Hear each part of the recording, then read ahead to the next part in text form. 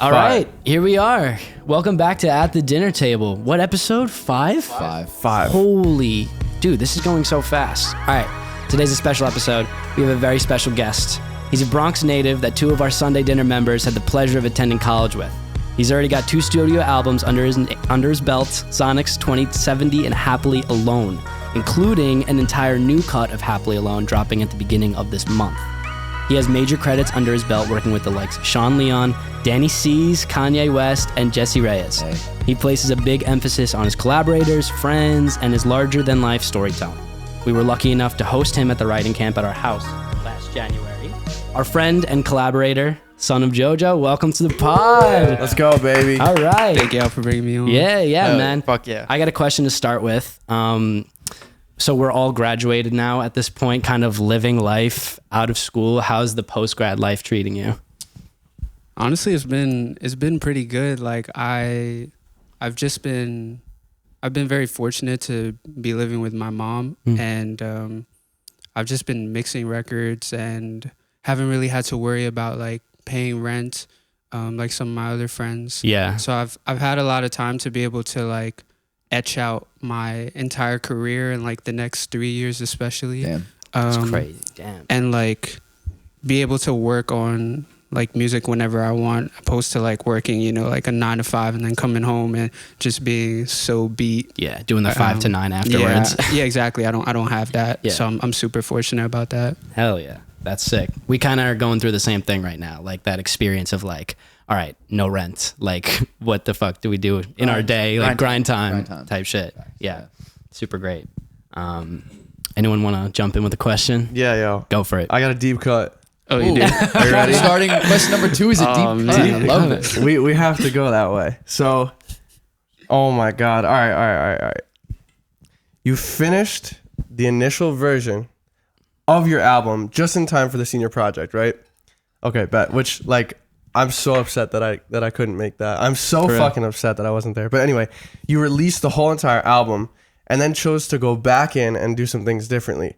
So at what point did you decide that the project like needed that?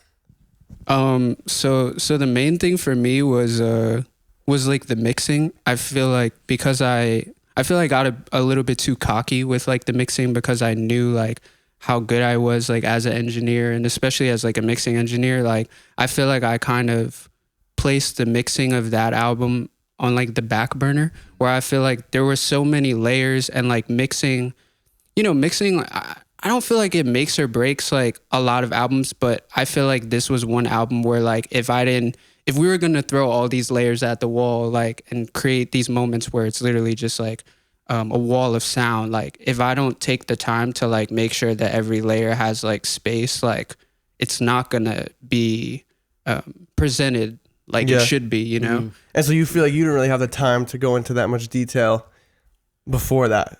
Leading up to the senior project, yeah, no, I literally mixed like most of the album in like a week. Like I was mixing the album, and then I was going to the VA building in Purchase because I was curating like visuals as well. So like basically as soon as my ears would fatigue, I would like run across to the not the VA building, the CMFT building. Oh, facts, and I would go up to the 3rd floor, and I would go into Premiere and like start chopping up stuff. And then like as soon as I would like get bored with that, I would bounce back to the music building. So it was literally just like back and forth. That's absurd. Yeah. No sleep.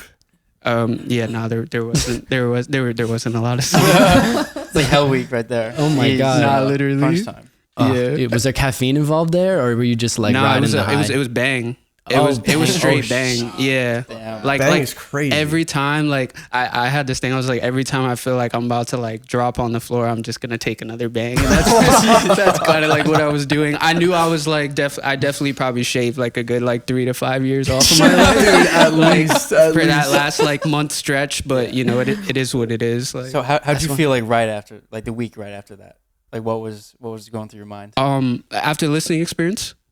After like doing that week straight of well because it was basically a week that like led up to the listening experience. So like I was trying to like work on the visuals while like make sure like the set design was right. Like I was meeting with Quincy, shout out Quincy, and shout out Ben as well, who like helped me with like the visuals and like the set design.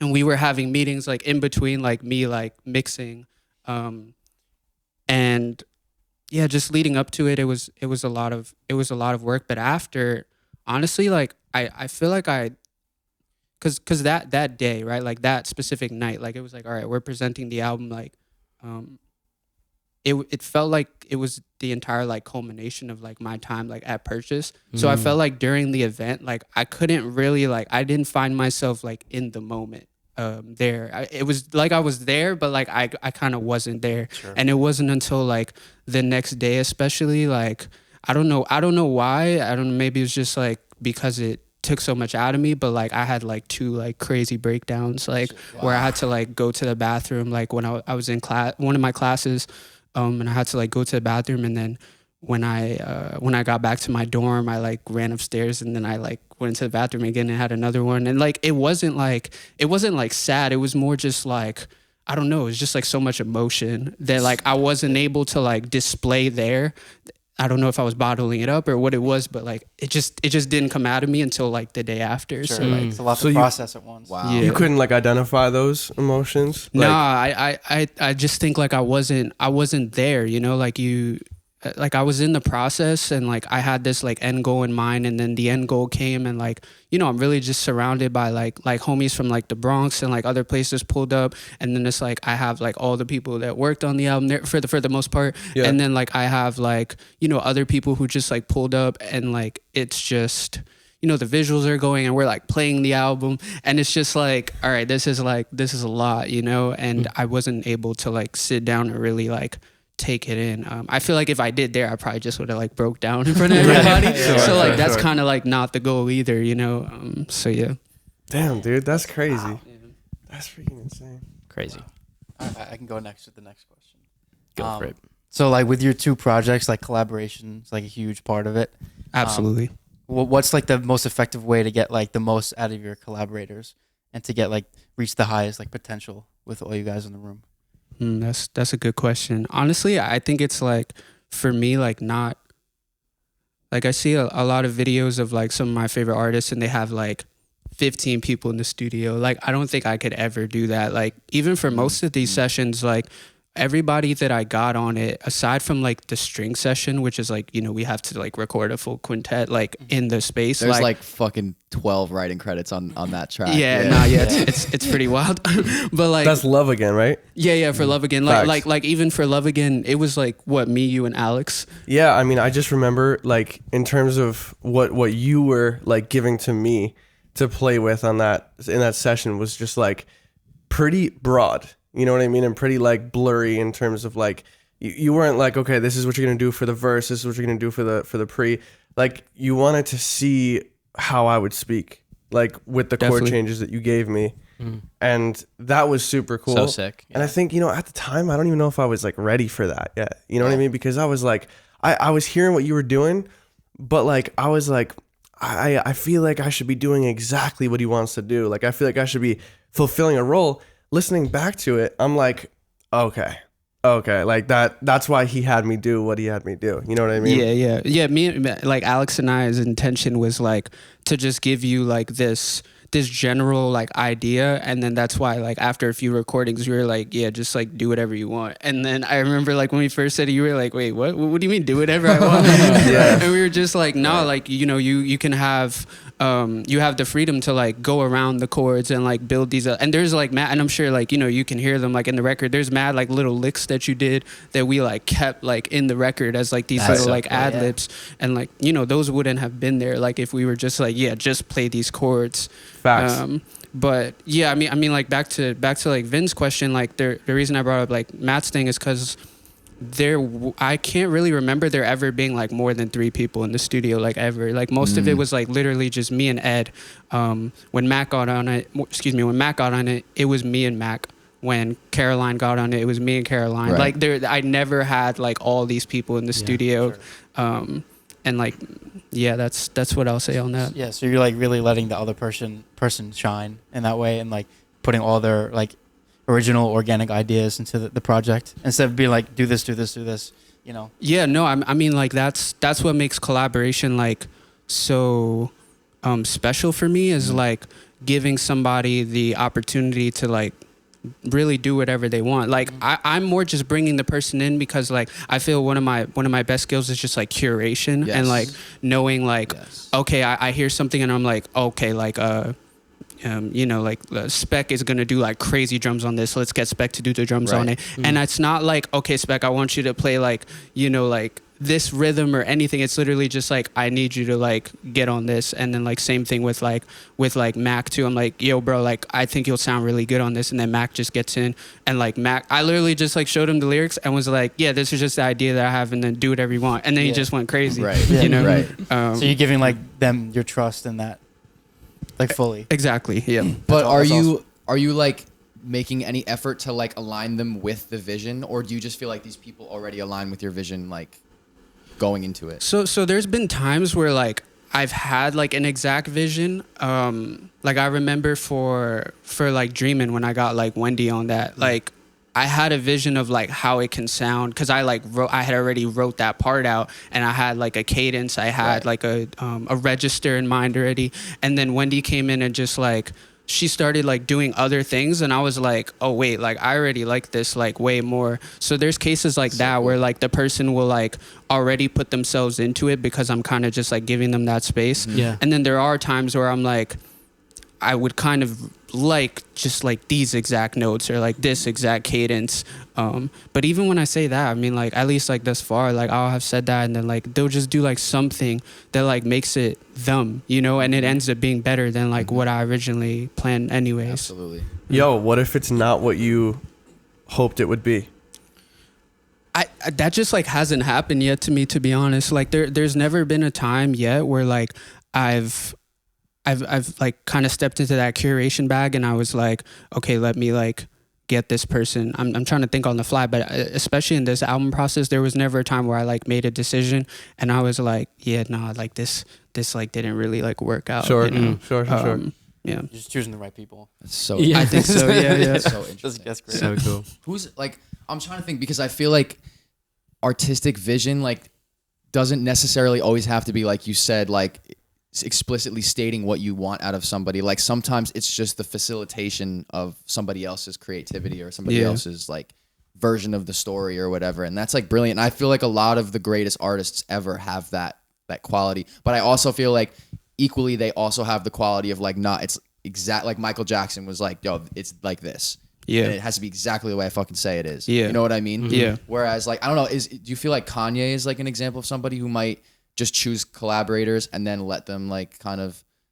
I think he's like the GOAT curator. Yeah, like, that makes perfect sense. ever. That makes perfect sense. Yeah. I agree.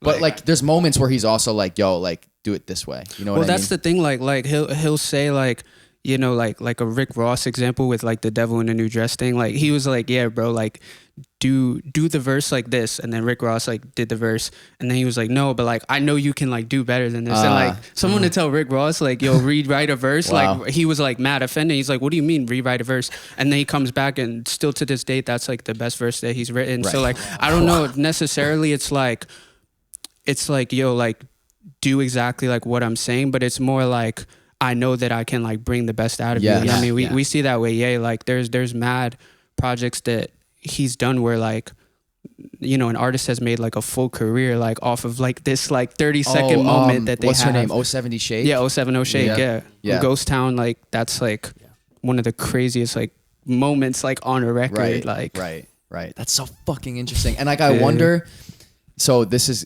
might tie into like the A&R perspective, like to be a great A&R that's going to curate like a good artist or like scout out a good artist, do you have to also have the artist's brain? Because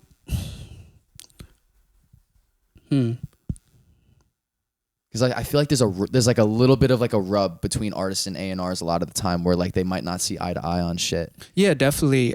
I mean, no, yeah, I agree. I think you do have to have like some sort of like perspective of like, yeah, of just like the artist like intuition. Yeah. I don't know. For sure. I always thought about that because like we were talking about the it factor on episode 3, and I'm like, Yeah. I feel like nobody knows the it factor more than an artist. I feel like, and like Definitely. when they see something that has potential, like which is why I feel like with us, like being artists first and then also doing this whole like A&R managing business side of the music industry, I feel like it gives us maybe a little bit of an edge.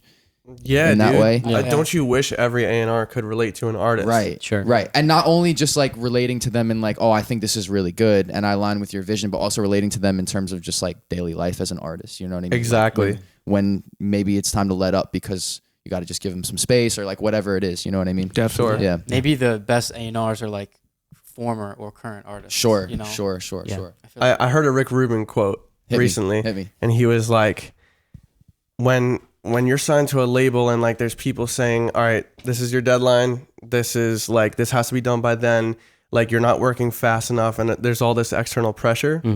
He said the best thing inevitably will always be to have the artist do whatever they need to do to make the best work. That'll be the best thing for everybody, Yeah. because they'll reach the deadline and they'll have something that's phenomenal if they're given the right conditions for that. You know what I Right, mean? If they're able to do that and Right. exercise that part of their brains. Right. You know? And then So true. subsequently the label's going to make more money because that's what they want to do, but they'll make more money off a better product if they actually let the artist be the artist. You know what I'm saying? Exactly, And they'll worry exactly. about the business end. Because I feel like there's definitely like I'm not a fan of labels dictating what they want out of an artist or like the sound or the creation of something. You know what I mean? we also see people fighting against that shit all the time. Yes. Like the Leroy album, I think it came out like 2 years after like he initially said it was going to. Really? I Or think some like shit a like year that. after. That's I crazy. think in one of his songs he says album 2022. Oh yeah, right. And then it came Damn, out bro. 2022. That's wild. That's still such a But that's crazy amount the of art. time. Like, you know, like Yeah. that worked out because I fucking love that album. yeah, 100%. yes. That's crazy. So interesting. Do you work to deadlines? This project was the first time that I did work to a deadline, which was like the listening experience. It was like the album has to be like done by the listening experience. Sure. I do wonder if like that was if that like hindered me in a sense with like at least the initial release, because like the listening experience happened, I got the feedback from like people and I was like, okay, it's done. Like we're at the end of the road, like it's done, you know. And I didn't really like take the time away from it for like, you know, month and a half, come back to it and then be like, oh wait, this should be changed, this can be changed, you know. Right. Which I think like going forward, like that's something I'm gonna do for like every project. Like I don't care if like I don't care if God says that it's like the best album ever. Like I'm going to take like that month away from something that I've been putting, you know, like however many months or years or whatever into it. Because I think it's like important. Yeah, you got to regain the perspective. Yeah, and exactly. like, you know, I was saying to you in the car, I was like, I can't even just fathom how you like finished a project, which to me, like that's one of the greatest projects I've listened to this entire year. Like, if not ever, especially by a peer. Thank and you, bro. like, yeah, of course. But like, I don't even understand how you just are like, oh, it's not done yet. But now I'm realizing that like it was never done to you. Like you let external factors, whether it's the deadline of the listening experience or your closest peers and collaborators, basically just like filling you up and saying, yo, this is insane, this is so good. But like deep down, you know it's not done. So like I guess revisiting it really isn't that hard of a thing to do because it's actually not done in your eyes. Yeah, I mean, like I think this is just like a thought that I had, and like y'all can give your thoughts on it as well. Like I think in the future, like albums should have that, like the way like an album looks in my head in like 10 years. I honestly thought it would have been here already, but like I feel like an album, if an artist wants to revisit it, it should be like kind of like the App Store where like you can like update an album and like and like if you go to like add a new version of the album, like it'll have like the patch notes of like what has been changed. Well, I thought that was That's brilliant. really cool. I really love the way you tied the patch note idea into like the visual art like surrounding the re-release. Like that was fucking awesome, and I think instantly clicked to everyone like what you were doing. You know what I mean? Yeah, I mean, because if I just came out of nowhere and was like, yeah, like I made this album, there's changes. Like people are gonna be like, all right. Even if you're invested in the project, if you liked it the first time, you'll be like, all right. You're almost like listening critically to see like what changed. So I was like, I'd much rather like just tell people like what changed. And I know like Joe, you're mad into like video games and stuff, and like I feel like have you played No Man's Sky? I haven't, but I've heard of it. So like, but I'm sure you know like the story of No Man's Sky. Like it dropped and like it like flopped. Yeah. Like it did terrible. And like 2 years later, like there was all these updates that were like implemented into it, and now it's like one of the craziest like sci-fi simulation. Yeah, it like, changes everything, type- dude. Yeah, That's yeah. so cool. So I feel like if you give like an artist like if they want to do it, not every album needs this, of course. It's Sure. more if the artist like wants to do it. I feel like there should be like a way, like kind of like The Life of Pablo. Like The Life of Pablo was like an example of that, where like they were working on it and like you were seeing like synth patches getting swapped out, and they were like adding songs and stuff like on Tidal. And I just wish there was like something like in the streaming services that like could just let you see those updates, you know? Right. 'Cause Absolutely. that would like currently or truly affect how you look at an artist and how you look at how it's like a living, breathing thing. Like the project will always be alive. You know, it's not just like something that's in time. That's like so it just interesting. continues with you. Exactly. That's brilliant. But because art really is never done, right? Like it's never done.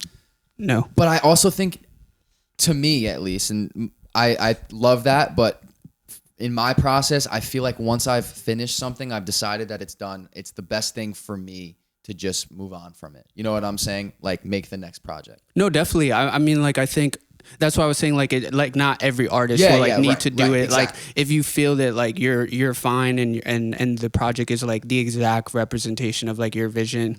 But I mean, like we also like I know y'all were talking about like Taylor Swift like a couple weeks ago, and like the whole Taylor's version thing. I think is kind of like. Of course, it's like trying to get like she's like trying to get out of like her masters, right? That's like why she originally did it. Exactly. But like with that, like the new recordings, like they're new like perspectives like on the song now too. So like I don't think you necessarily like have to do it like instantly. Like honestly, I didn't expect to do it like 6 months in, really at all. But like it was just something that struck me, and I was like, wait, no, I can like change all these things, and like I know that if I do this, like it'll make it a better experience, like a better listen overall.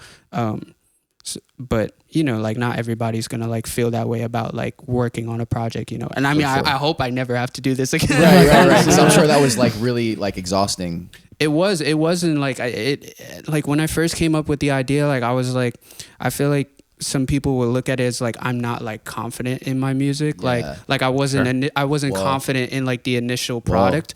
But then I was like, well, I mean, like I was like I knew what it was, but I just like it just wasn't right, you know, like we were talking about like Raging Bull in the car, like the Scorsese flick, like that's just a movie where like he just went like all the way, and it's like I went all the way, you know, like nearly like fainted like multiple times like towards the end of the process. So like why would I not spend like that extra month away from it to come back to it again and like really dig through, especially the mixing, to make sure that it's like all the way, because then it's not all the way, you know. Really, I went like 90%, but the extra 10%, like I don't know, I feel like on a project like this, like it makes a big difference, you know. Oh, it does. Definitely. It does. And listening to the new cut, like, yeah, man, it makes a crazy difference. Like the songs sound, I think just as far as mixing goes, like some of the songs just sound like bigger and fuller and just more like probably what you had originally intended for it. Definitely. But you went to Europe with Alex. I did. And you guys kind of like you separated yourself from the music a little bit there, or you guys were like working on music. What was that trip for?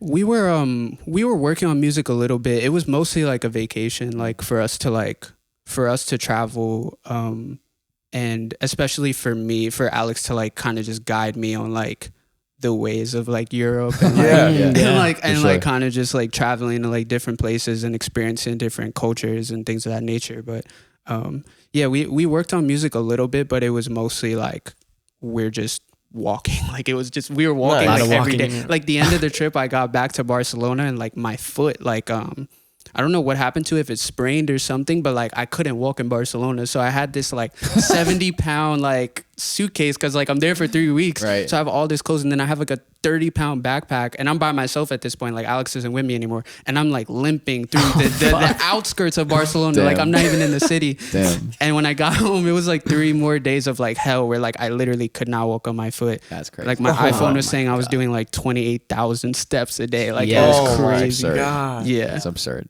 I like how the intention of the trip was not to make music though, because I feel like just being in the world is like just some of the best like, fuel for inspiration. Yeah. For just being a more Inspiration in holistic general. artist. Like You got to see the world. You gotta see the It's world. You gotta be a important. human being. Like you're gonna have nothing to say unless you're just working like as a human. Because like realistically, bro, like like living in a fucking studio from dusk till dawn every single day, like you did that last semester of school, that's not what being human is. Yeah, no, you know what I it's mean? terrible. Like, Yeah, it's terrible. I wouldn't recommend that to anybody. yeah, that shit was insane, bro. It's like not healthy at all. No, you need like the other experiences to add to your artistry, Yes. right? To inspire, 100%. obviously. No doubt. That's why, like, I don't know. The last week I spent so many hours in the studio, and I was just like, I need to do something that's not music at all. Yes. You know what I mean? Like, not even in the slightest. I have a question I'm dying to ask. Ooh. Go. Yeah, go All off. right. So one of my favorite parts, I think one of our favorite parts of just experiencing you as a performer and artist are your visuals, right? So does your taste, because we kind of talk about this sometimes, like animation in general, does your taste in animation influence the music you make, or is it kind of the other way around where you're like making music and you're cultivating like, all right, like what can I bring that I enjoy taste wise, animation wise to my story? Because we saw you live at Purchase once, and it was just like we showed up, and I think it was maybe like one of the first times I met you, and like the screen was behind you for like, and each song was different, and I was like, how did he know that like that was gonna like tell what he's trying to say right now?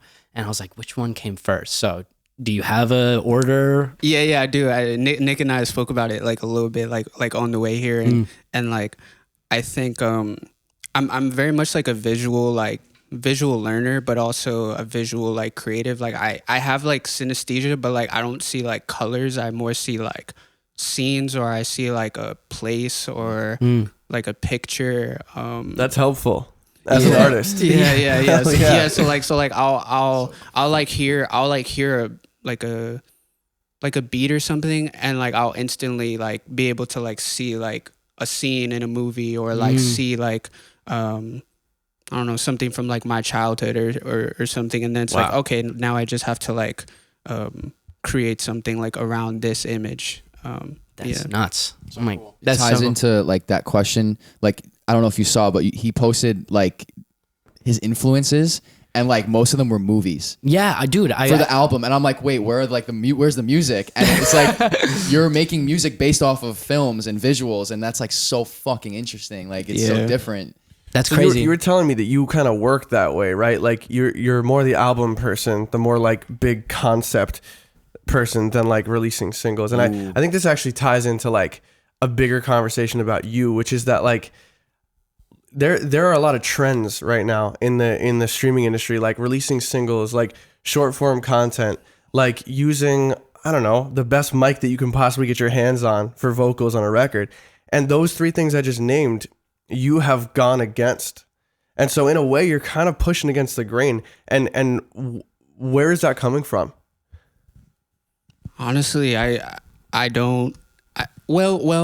It's I don't know. I mean, it's kind of just like how I feel like I've always been. I've always kind of been like against whatever like the norm is, and I've kind of like questioned things. So I guess that's like transferred to music, but also like working with Sean Leon a lot, like closely, like he really showed me like how to be like a true artist. Like I would not be like sitting at this table with y'all, like if it wasn't for him. Like I probably wouldn't even be doing music anymore, to be honest with you. Like Shout out Leon. facts. Yeah. The goat. But just being a fly on the wall for him, but also like having conversations like as we got like closer and closer and like developed our bond, like he's someone that always does that. Like if everybody else is going left, like his brand is like the Black Sheep Nirvana. So he's like always like presented himself as like the black sheep, and you know, if everybody else is going left, he's gonna go right, and vice versa. And I feel like kind of by being so close to him for a while, like I kind of like picked that up as well. So yeah, I think that's like mostly what it is. I'm not sure where else it like really like comes from. It's really But cool. that feels right to you. That feels right for your artistry.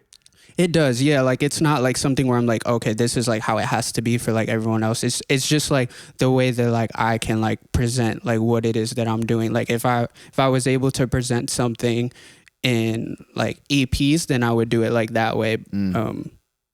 Yeah.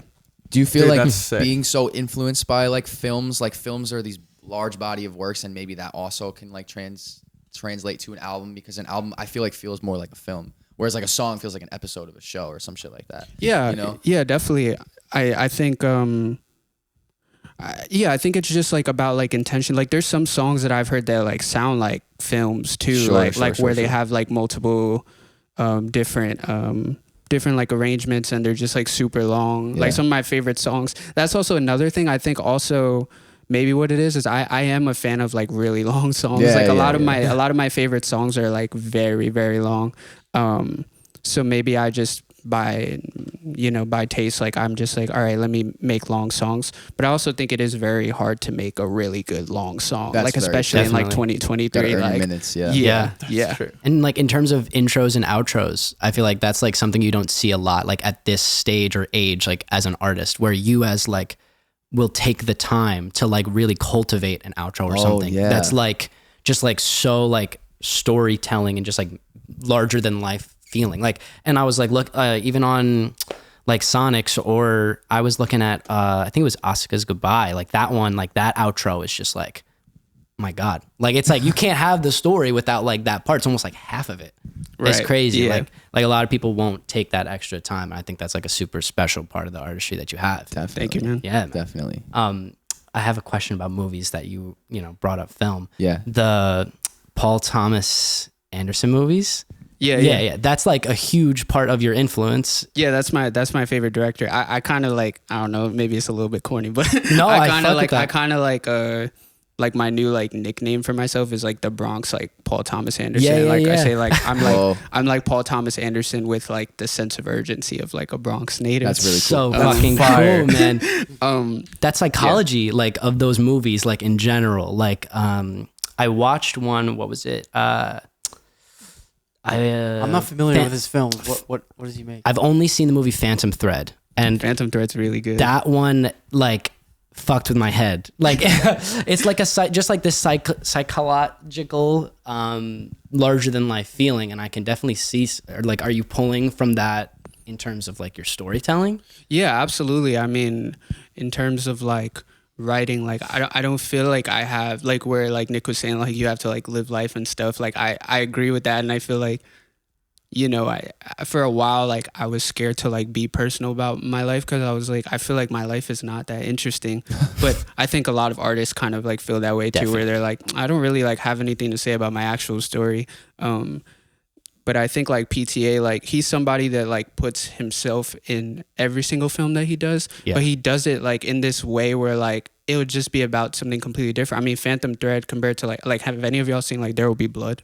No, I haven't No. seen that one. Like that's my favorite movie ever. But like that, like to have like that type of like scale between like a dude who's like making dresses and then like, and they're both by like do y'all know Daniel Day-Lewis, like the actor? Oh, I do. Yeah. Yeah, like he's probably like my favorite actor, and He's in Phantom. he's in Thread, Phantom right. Thread. He's the yeah. guy. Yeah, he's okay. the guy. Yeah. I'm gonna break down the story super quick for you. Okay, basically it's just like this movie where two people fall in love, right? And she like starts to do things for him throughout the movie, right? Like get him his tea, get him his stuff, and she starts to feel insecure that she's like not needed by him in a way. And then like, so she starts to put like shrooms in his food so that he needs her. Like he gets sick and like actually physically needs her to take care of him. Yeah. It's just this like larger than life. Even the shots that he does, like super grainy, like super like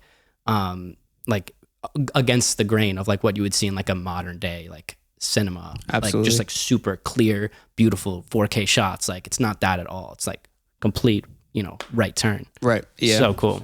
You ever be throwing up those films like in the studio? Yeah. Inspiration. Like when we were making the album, we would always have a movie that like we were trying to like score like on the screen. It's so Yeah, a fucking movie cool. or like an anime or like something. Yeah. That makes Yeah. perfect sense. Are you trying to like score films at some point? Yeah. Hell That's yeah. that's like what I would really like to do. Like Mm. once I'm. Well, actually, no. I don't want to say I'm gonna be done with the album. But, like, Holy shit. but I want to do film like as well, and like kind of do some like Johnny Greenwood type thing where like I'm doing like scores.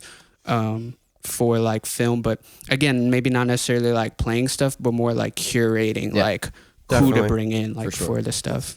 It's so Yeah. cool, man. And you mentioned anime earlier. Yeah, Like, yeah. How much influence is that on your artistry too? Because I'm a certified anime hater. Yeah, for sure. We don't get for along sure. in that But it's way. but like but Anime and it's super 6'8". interesting. These two, Damn, Measures bro. to bison. anime and 6'8", bro. Literally, you don't like songs that go 1, 2, 3, 4, 5, False. 6. It's a very specific R&B 6/8 that we were talking about. Right, That okay. every single R&B artist does. And it's terrible. Like movie magic. yeah, Yeah, like that. Omar fair. Apollo does it a lot. Fair. But yeah, Wait, anime. but why the anime hate? All right, I think it's like a deep rooted. Insecurity. No. All right, like this is my understanding of it. Like when I was younger, I like saw some anime, and I was like scared by it. So I think that like permanently scarred me from it. Wow. Growing up, and every time I see it, I get like a little irked. Damn, Sunday therapy over here right Yeah. now. This is crazy. And it's just like there's something about it that it's just like like Uncanny Valley. Yes. yeah, It's just like it kind of like weirds me out in that kind of way, and I can never like get into it. Like the most anime I will watch is like Pokemon, like Yeah, or which is like not really anime. Yeah, it's like- exactly. It's like anime inspired animation. But like, what if do you know like what you've seen that's like irked you? Not Like, is it more specific. generic like Dragon Ball Z, like Naruto type things, or like that more, like, that doesn't like irk me like in the biggest way, but I remember there was like this tennis anime. I don't know if you know about that, but like the main focus was just like them playing tennis. It was a weird. No, I've never seen the tennis one. I know like Haikyuu, like the fucking love volleyball Haikyuu. one. The volley, no, it wasn't that. But like, so I don't know, something about it just like it just gives me the heebie-jeebies, man. How do you feel about Polar Express? That's great.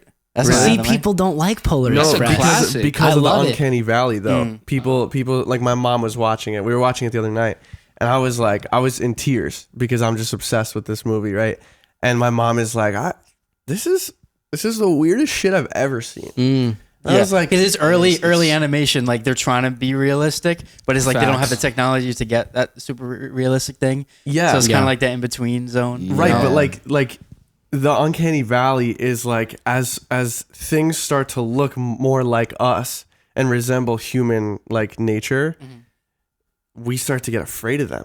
And then they pass this certain point where they are so similar to us to the point where we're like, oh, there's no threat. It's indiscernible. That's completely Yeah. fine. Ooh. I think Right. that's a thing because when we were like our early ancestors, we had like conflicts with people who kind of look like us, but they weren't like Homo sapiens. Maybe they're like like the Neanderthals or whatever. yeah, Homo erectus Yeah. or whatever they're called. that's such an interesting- So we were just like Wow. and they used to like hunt us or fight us and Right. have conflict. Yeah, So yeah. we just thought like, oh, that's a little weird. Maybe that's a deep rooted kind of Dude, who knows? thing. That's Who what knows? I read about. It was That's cool. where it started, Oh. though. Oh, definitely. Yeah. But now it's just Valley like the, centuries ago. That's crazy.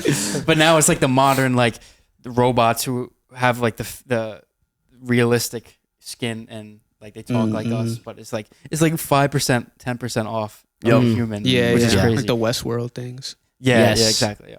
But that's how I feel about anime. Word. Damn. But I don't think it's like a bad like thing.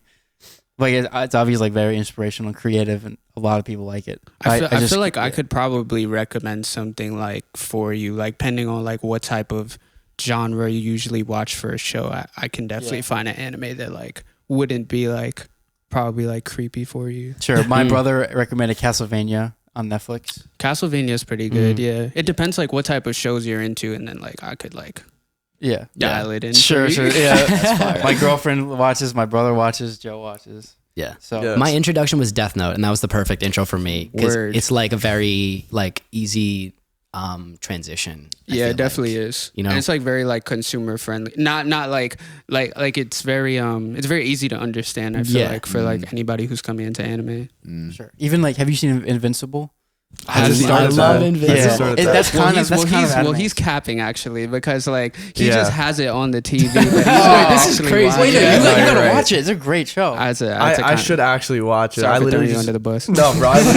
But you're right, though. I literally just be putting that shit on while I'm like playing. But like, yo, literally, like when we were in the studio back in June, I think it was, you were like, yo, let me put this shit on like the monitor. It was Studio Ghibli, wasn't it? Yeah, it was. Dude. It was. That was shit great. So That was cool. freaking cool. Like the visuals from that specifically feel like they played a lot into like your project. And you were telling me how much you like love that shit, right? Yeah, definitely. I mean, for like especially like the song Helluland, like we were trying to literally score like like Castle in the Sky. Yeah. Yeah, like we were trying to score like Castle in the Sky, Oh, like that's so with cool. like the robot and like the kids like Yeah. on the back. Helluland was so the change to the album, or you did the voice change. Yeah. So like I winded up, and I remember like when I showed it to Ed and Quincy, because for that song, those two were like the closest to me, like.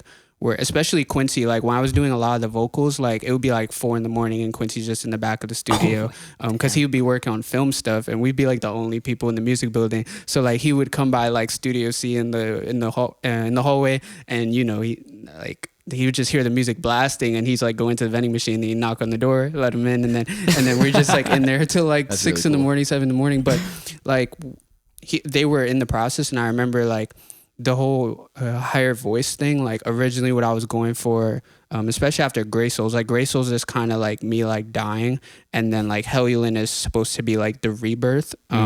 So like I'm more like wanting my voice to sound like a little kid, like kind of being born for the first time, and like you're seeing the world like again from like this more like beautiful perspective. So that's where like the Studio Ghibli type thing that's so like cool, ties yeah. in. But I don't know. I think like I just didn't like the voice after like a month after the album came out. I was like, damn, bro, there's like a way that I could have done this better. And even after the final cut came out, I have like another idea, but I'm gonna like save it for like when I do like live stuff. Sure. Yeah. But more with just like formatting and stuff like that. Like I think I like the new tone. Like I like where the range is, but like I can still get like that kid sound with like some like formatting shit, you know. Right. Dude, that's the work of a true artist right there. That's so fucking cool, bro. Yeah. Like that's sick. Yeah, no, that's literally like something I've never heard like be used before. You know what I mean? Like a specific type of vocal processing to depict this character that is you, but also like is you in told through your own lens. You know what I mean? Yeah, Told yeah. through your own the way you want to tell it.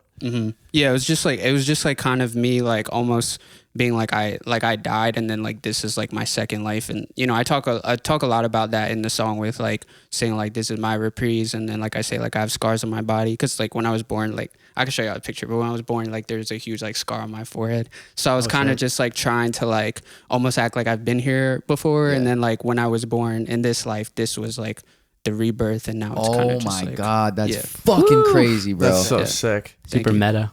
Can we talk about the visuals that we were talking about in the car right now on air, or do you want to keep that like NDA?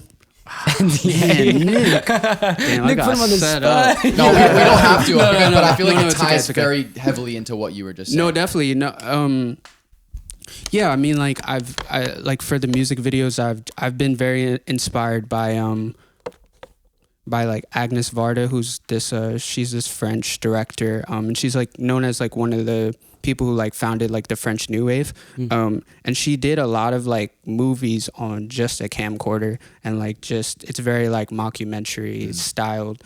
The editing is like not crazy or anything.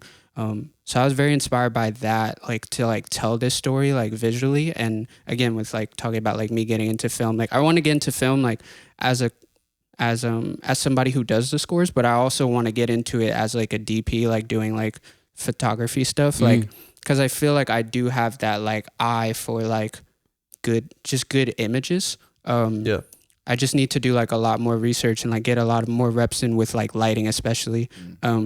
But yeah, no, with the videos, like I more want to capture that vibe, and I have like these 8mm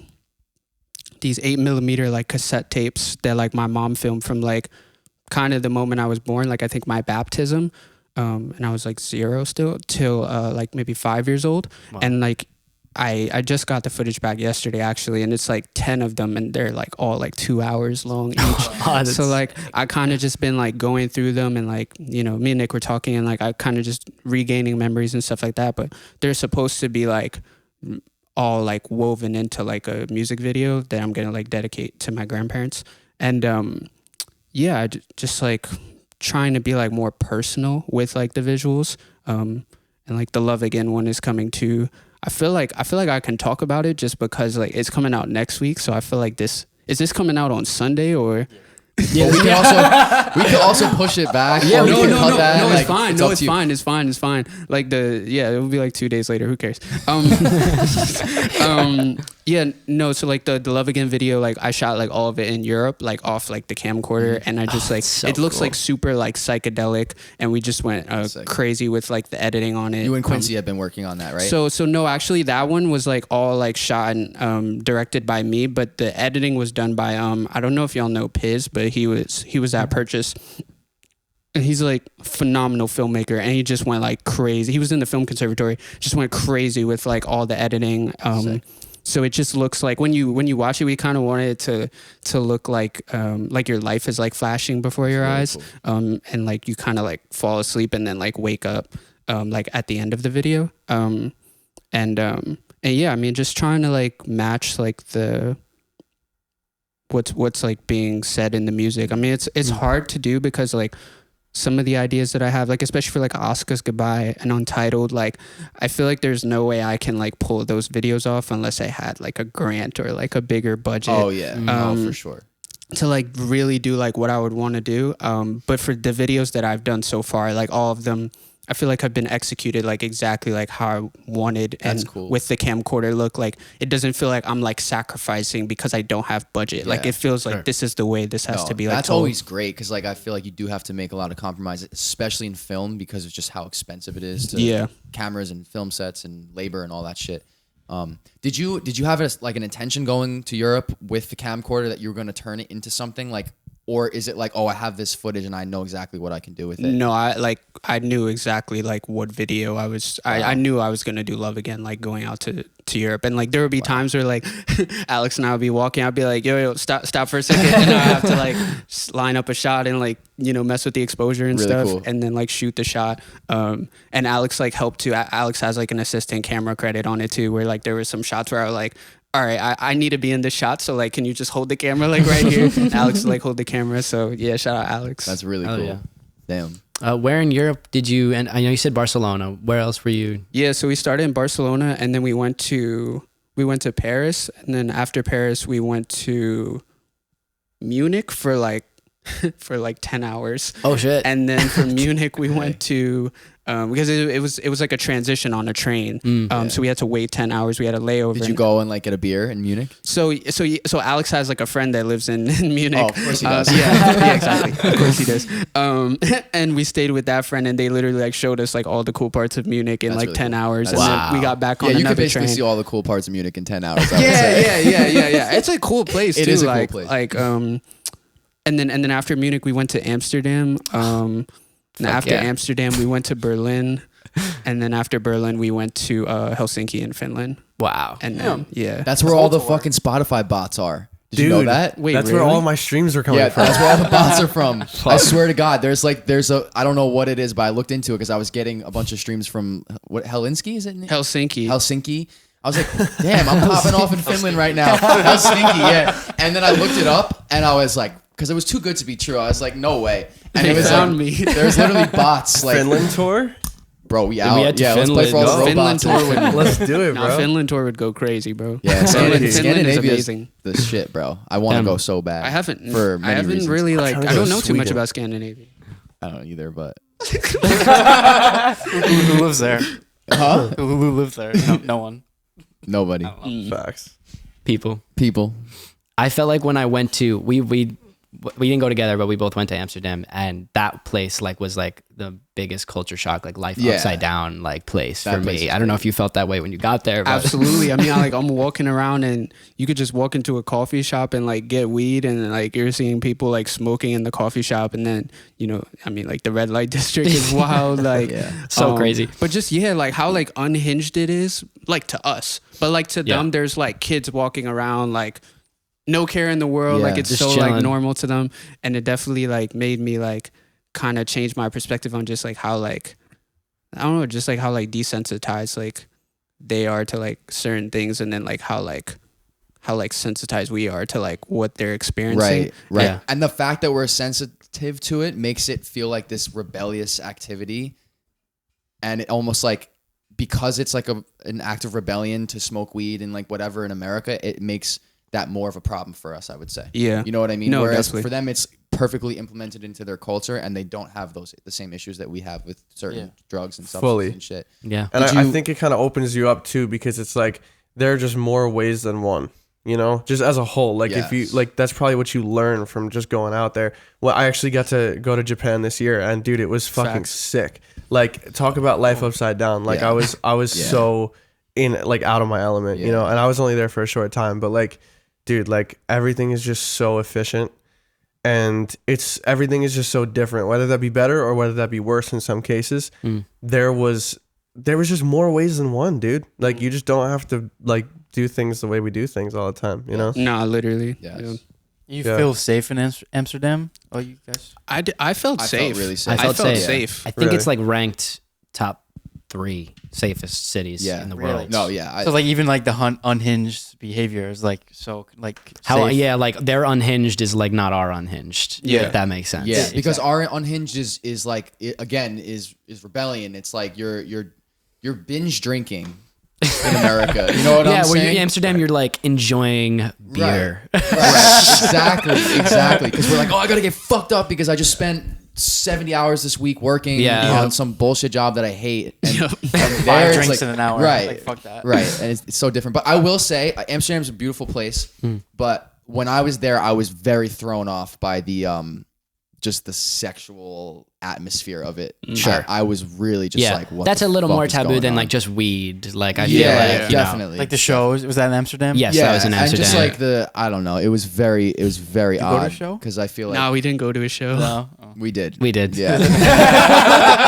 And, Not the same one. And it was like not the greatest mix because we like went to a coffee shop first and smoked the strongest weed I've ever smoked in my Yeah. entire life. And Yeah. I was literally like, oh my God. And then we like pull up to the sex show and I'm just watching live people having sex on Yeah. stage. Oh, And I yeah. was Yeah. like I was with 3 of my friends and we all just were like, That's how me yeah. and Elise were. We were just Yeah. like, oh. And like the waitress like, you want a beer? You want a drink? I'm like, I don't know. was what like, I I want wanna right go now. home. Yeah, I'm gonna call my mom. I don't know what I want right now. yeah, that's fucked. No, it was very interesting. No, but wanna that's go like, home. but that's like the desensitized thing. Like for them, like that's like completely normal. Yeah, like right. even when we were walking around the red light district, like there's like old ladies like sitting there, like they're looking in the glass and they're like waving and laughing, and I'm just like, bro, like if this is in the Bronx, like the ladies are like they're going crazy, like Yeah. they're gonna start like breaking the glass and like it's just different. Like Matt said, like it's not good or bad. No, it's just something different. that's completely different. But I feel like real. as Americans, like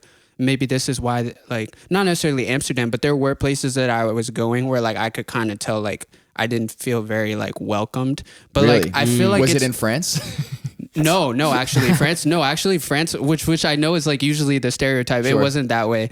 France was like super nice for us.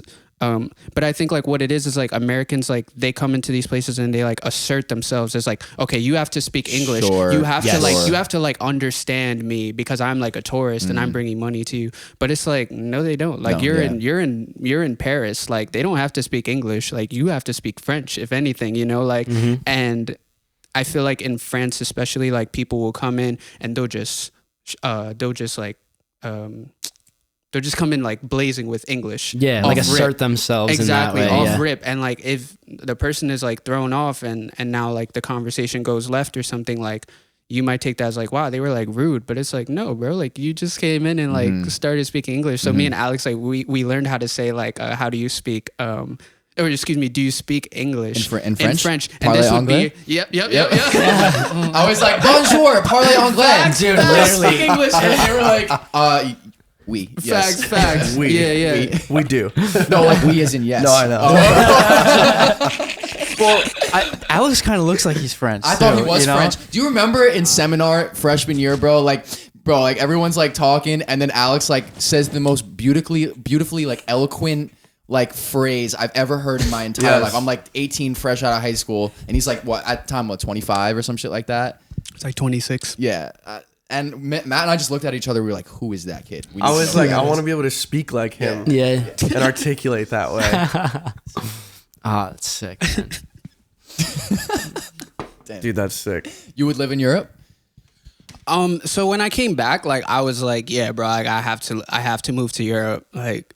But I feel like it was just it was a very like gung ho thing because like I came back from this place and it went so well. But I think like also speaking to people who've like been to the places I've been to for a long amount of time, like they say like you have to spend a good like 3 weeks at one place. Like we were kind of getting a taste of every place. Like I was getting Paris for 5 days, heaven. I was getting Berlin for 5 days, heaven. You know, but like.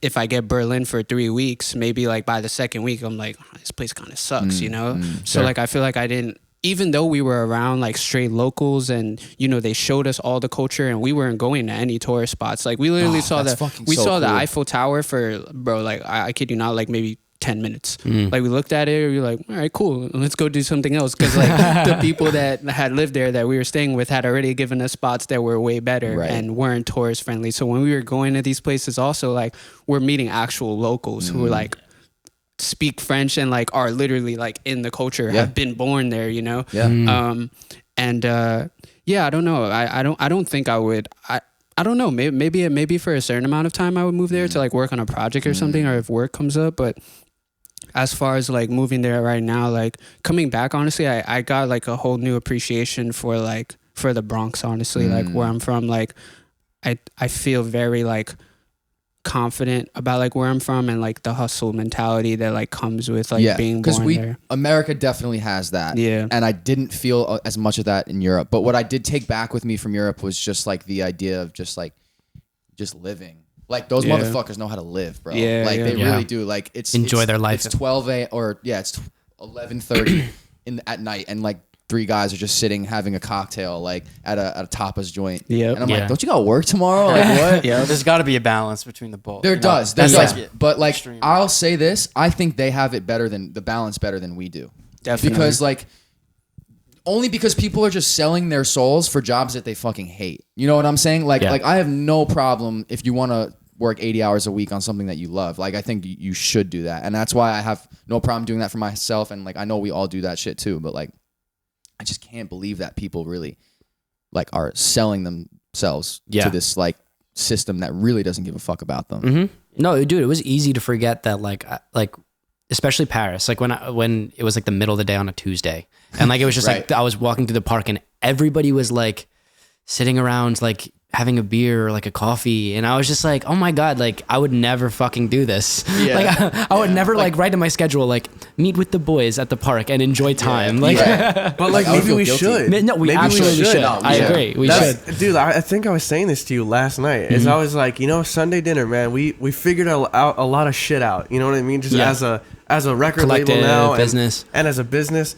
But like we gotta hang out more, man. You feel what I'm saying? Like we gotta definitely. We gotta get drunk, bro. It's so much only 22, bro. We are only 22. Not man. dead yet. It's so much easier when you're like living near each other or with each other, you know? Yeah. Like, when he's, an hour away or we're 30 minutes away, it's so hard to dedicate time to. Or like college, like we're like 5 minutes away from driving to like the coolest show happening. Bro, you know literally. what I mean? Right. And that was his show. So definitely took that for granted. Thanks, man. Yeah. Do you feel like you have work-life balance right now? I think so, honestly. Like, I think if anything, like what I literally just got back to it was like working out. Like I was when I came off of like quarantine, like I was working out like every single day.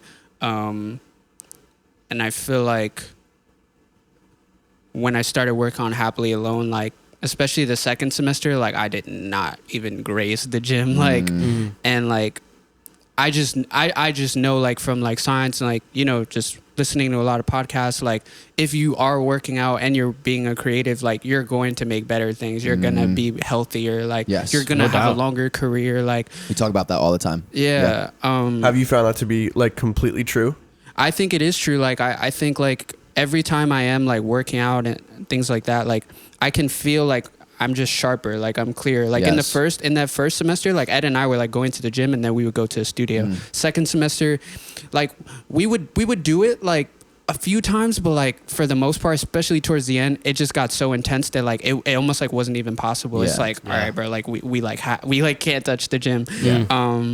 But I think it's like very important, like as a creative. And I don't know, I think I have a solid work-life balance now where like I'll wake up in the past 2 weeks, especially, like I'll just eat, and then I'll do my workout, and then like I'll start doing like any mixing work or anything that I have to do for the day. And then as soon as I'm done, like either I'll work on like content stuff, or I'll like send out some emails. And then after that, like I'll usually like watch a movie. Like I try to watch a movie like ideally like once a day.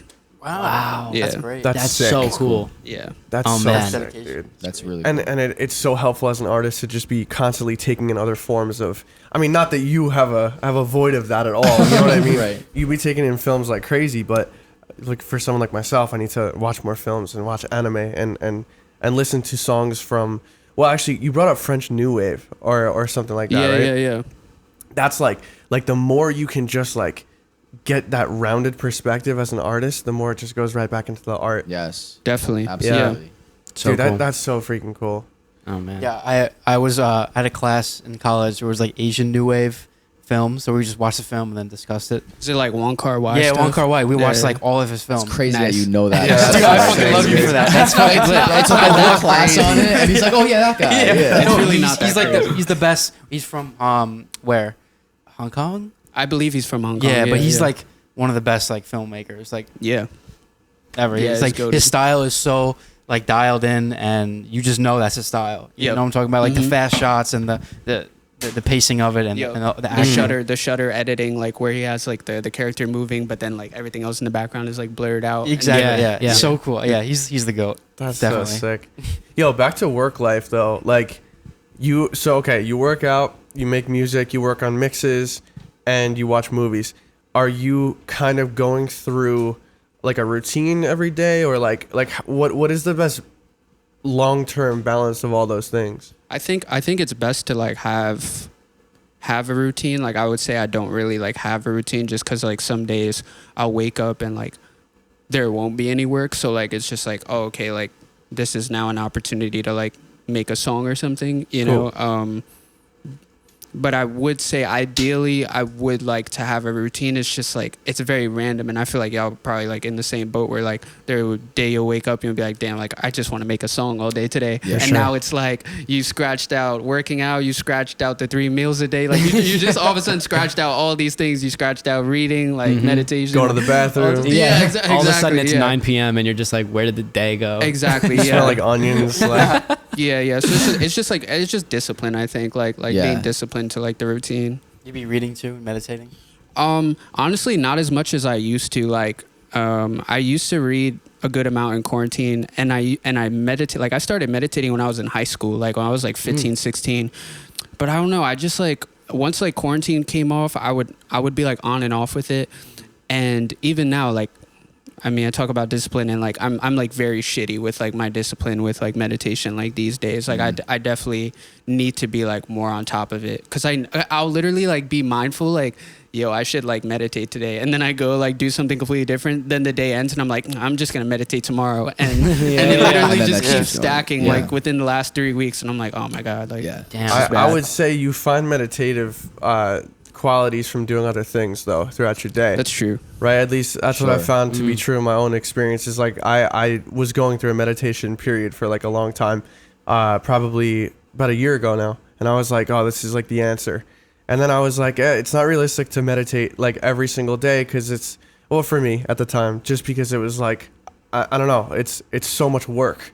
Do you know what I mean? It Yeah, is no, a it lot. You have to It get is good at work. it too. It's You- really you start- difficult. I mean, for me, I'm not good at it. Like I've never put the time in to get better at it, but Right. that's a hard skill. Like, Oh, yeah, you can't dude. just walk into a 20-minute meditation and be like, I know how to get into my, Yeah. mind like that. But it's hard because it's less like overall. Do you know what I mean? Like Yeah. not doing anything is actually become Like harder freeing than your mind. Yeah, Yeah. doing something, you know what I mean? And Yeah. checking shit Yeah. off of your to-do list and stuff like that. But I don't know, I've found meditative qualities to doing yoga in the morning. Cooking. That's something I can subscribe to Yeah. every single morning. I would even you know? say like going to the gym has a meditative quality to it For too. sure. Because you're Yeah, it like, does. bro, when you're like lifting weight and pushing your body to its extremes, like your mind is not on. Your Yeah. mind is shut down. No, you know definitely. what I mean? Yeah, and your definitely. body is just like taking Demon over. mode, bro. And no, but it's like, and I think a lot of It's true At though. the same We time. both just made the same noise. Damn. I think that's why you probably feel a lot of mental like benefits from going to the gym. You know what I'm saying? And that might be why you feel clearer too. You know what I'm saying? I Definitely. mean, there's also a whole like physiological thing that's happening.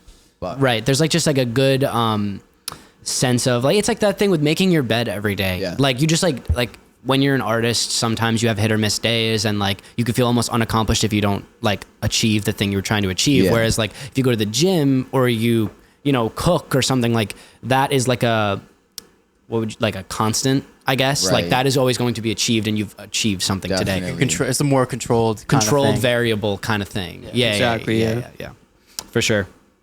All right, we back. We back. Sounding like we're back. Sorry, just a very unprofessional battery switch there, but we're here. Sir. We're here Yeah, with man. Son of Jojo. Jojo, son of. Formerly Andrew. Facts. Oh yeah. Hell Does yeah. anyone have a question? Yeah. Get this bad boy going. Oh yeah, you have something you want to say. Yeah. right? Yeah. Like I know you work closely with Ed Donahue all the time, which is his alias is Feather Kid, right? Yeah. Fire. So his taste is so eclectic, right? I had him send me like a playlist one time, and I was going through some of this stuff, and I was just like, I'm not ready for this yet. You know what I mean? Is like, this post writing camp that you had him send? you yeah, the playlist? Cool. yeah, post writing camp. But dude, like, how is that played into like your guys' process in the room? You know what is his taste doing for you guys? I mean, like, he's kind of. I mean, he's literally like a musical like encyclopedia. Like, you ask him like anything, like. It's been very rare where I'll throw out a name and he won't know it, and that'll kind of be like a celebration. Like I'll be like, all right, like have you heard this? And Ed will be like, nah, I haven't heard. And I'll be like, oh yes, I got it. And I'll be like, gotcha. Stumped. And then like I'll like put him on or whatever. But it's a lot of like the other way around where like he'll just throw out like all these names. And now like from like when we started in like September to like now, I've definitely closed the gap a lot. Like I almost took it as like a competition. I was like, bro, like how does the dude know so like it's like so much music? Yeah. And now like I've definitely like closed the gap on him where like he'll throw out names and be like, oh yeah, I've heard that. Like but Ed is like, yeah, it's wild. Like I mean, it's not even just like knowing like on some like Fantano thing where it's like, oh yeah, like I know this album, like he'll tell you like this album, this song 48 seconds in, there's this guitar lick that goes to like E flat major, like it's like that Wow. sick. And it'll be like, and it's even funnier because it'll be like an artist with like 1,000 monthly listeners. Yeah, And bro. I'm like what is going That's on, bro? crazy. Like what are you doing? But yeah, as far as like the process, I mean, it would just be a lot of like obscure references that like I would just throw out, be like, yeah, like maybe we could get this to sound like, I don't know, like this Mid-Air Thief song where like this synth goes here or something. And then Yeah. Ed will be like, all right, bet, like I could do that. And then like he'll just like do it. But he also has like the perfect pitch thing too. So that helped a lot with the process. Because for me, like I don't know anything about theory. So like I was literally able to like sing things, like sing bass lines, sing synth things. And like within like seconds, like it's down, like. Yeah. And you know, he doesn't need like a MIDI key. I'm sure, as you saw, like he would use like the keys on the Mac Yeah. as like the keyboard. Yeah. so Fire. like he'll literally just be playing out like full chords with his fingers out. And it's the same thing with like anything. I'll be like, yeah, like could we play this? And then like Ed would just like boom boom and insane. it's done. Yeah, like That's dope, literal dude. like musical genius. That's the man. Wow. That's crazy. So in terms of like arrangement, is he kind of being like, yo, like there's this really dope song like with this type of synth in it, let's put it here? Or is that more of you like you're saying, oh, I think it needs a synth, and then he's like, oh, how about something that sounds like this from this record? Does that ever happen? So honestly, like most of it like would be just like Ed just like throwing stuff at the wall. Like cool. Ed would literally just like put down like a bunch of layers, and then I would be like, damn, this kind of like reminds me of this. Maybe we could take it in this direction. The way Ed describes it is it was almost like a court case where like Ed is like pleading for his case on like why it should be this way, and then I present like a different case about like hey, like let's try this, and then Ed like most times like my decision would be like this alternate thought that like Ed wasn't thinking, and then he'd be like, oh shit, like that's actually like cooler than like what I was thinking, and then we kind of just like build from that. But it's a lot of that where like Ed is just throwing like everything at the wall, and then like I'm like kind of taking like what I like from it, and then like building on parts where like maybe I don't like, but maybe we could like tweak it this way. You know? That's like a lot of like our process. I mean, most of the songs except for Love Again, Maury, and the intro, like those all started from like a voice memo. But all the other songs, like Asuka's Goodbye was like a complete beat. Like Untitled was like a complete beat before I laid down a single vocal. Gotcha. And we would kind of just be like, hey, like let's put this here, you know, this here, a verse here. With that in mind. But as far as like words, like it was like nothing. Like I kind of had to like approach it like once we did the full production. Sure. So that was cool. Yeah. Sick. That's so really sick, dude. Does melody ever come first to you, or is it like there's like chords down first? Because I always find it amazing that like for me, like I can't just start, or I normally don't start a song from just a specific melody that just came to my head. Like, is that something that like you do? Yeah, so for the songs I was mentioning, Intro, Maury, and Love Again, like they all started with like melodies that I like created, and then like for Intro, Luciano, shout out Luciano at Mount Smoke, yeah. bros. He like built the piano like around like the voice memo that I had like in my head, That's or sick. not in my head, like literally the one that I showed him, and then for Love Again, same thing. Like I brought a voice memo to Alex, and it was like this, like I was in the rain. And it was pouring, and I just like came up with the melody, and then Alex like built the chords around that. Same thing for Maury. Like I sent it to Ed, and then Ed just like plopped out the chords. That's so sick. Yeah. Like a lot of people that I went to school with were like like I agree with this. It's like melody's everything, and it is. But like to start from there, like for me, feels like such an uncomfortable starting point for a song. I don't know if you guys feel that way. I fully agree, bro. Especially because we make like mostly pop music, and I would say that melodically, the thing that makes pop is the way that you reharmonize a melody over the changes, over different chords. You know what I'm saying? Yeah. So like, I feel like if I'm singing the same thing 3 times in a row, it feels boring to me. But if I put 3 different chords under it, all of a sudden it's a hit. You know what I mean? Right. So I feel Super like interesting. for me, definitely chords. And, No, 100%. I mean, like I'm literally in the same boat as y'all. Like I didn't even realize that like that happened, or as many songs were made that way until like after, and I was like, wait, what? These happen from like literal voice memos. So cool, Because man. usually I'm in y'all boat. Like I'll have like a full beat, and then I'll just create ideas and melodies like off of like the chords that are already there. But I don't know, for some reason like those songs just like came out that way first. Yeah, It's so fucking cool. It's wild. How does Ed's process differ from Spectrum's process? Because you did a whole album with Spectrum as well, right? Yeah. Shout out Spec. It's completely different, honestly. I mean, Spec is like mostly sample driven, and like Ed is like no samples. Like we didn't use a single Is he sample. like against samples, or it's just happened to work that way?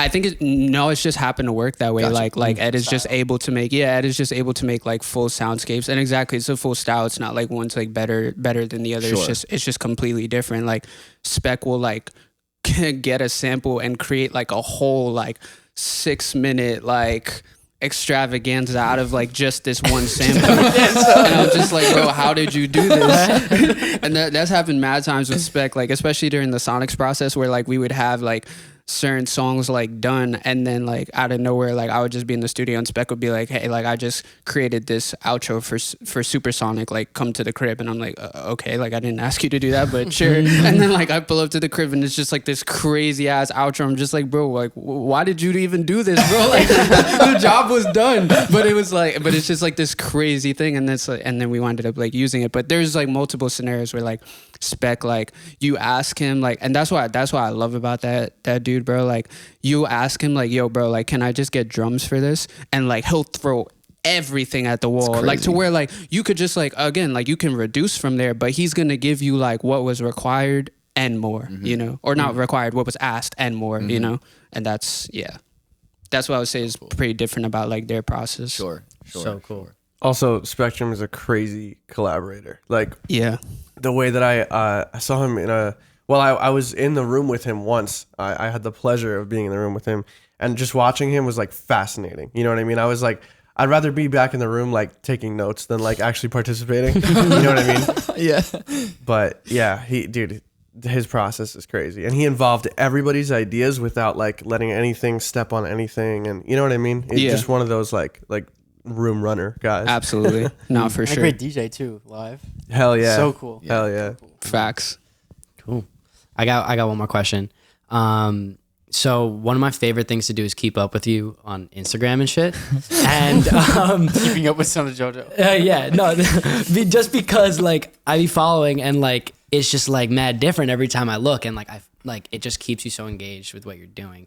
And like I noticed like some of the periods of time like over the past year or so, there's like there was a Kobe, like Kobe was the profile, and then Vinland Saga, right? Like you go through these phases of like shit, and I was wondering like, is that just like your mentality in that time, or it's just like a cultivation of like your influences, like just popping It's up? like both, honestly. Like there'll be times where it's really both. Like especially for this album, like there were times where I was feeling very like, you know, especially with the grind, like that's Kobe. Like that's the mom like mentality. there's no man. sleep. Like you gotta kinda like X out like everybody that you love. Like it's Go game mode. time. Yeah. And then Sick. Vinland Saga was kind of like the inspiration for, especially like Happily Alone, like the whole like I have no enemies thing. Like I was very inspired by like that show. Like that show really changed my perspective on a lot of things. Cause I mean, I feel like I was always a very nice person, but I think like, especially when it came to like, and maybe it's my basketball upbringing, but like I would be very competitive about like a lot of things.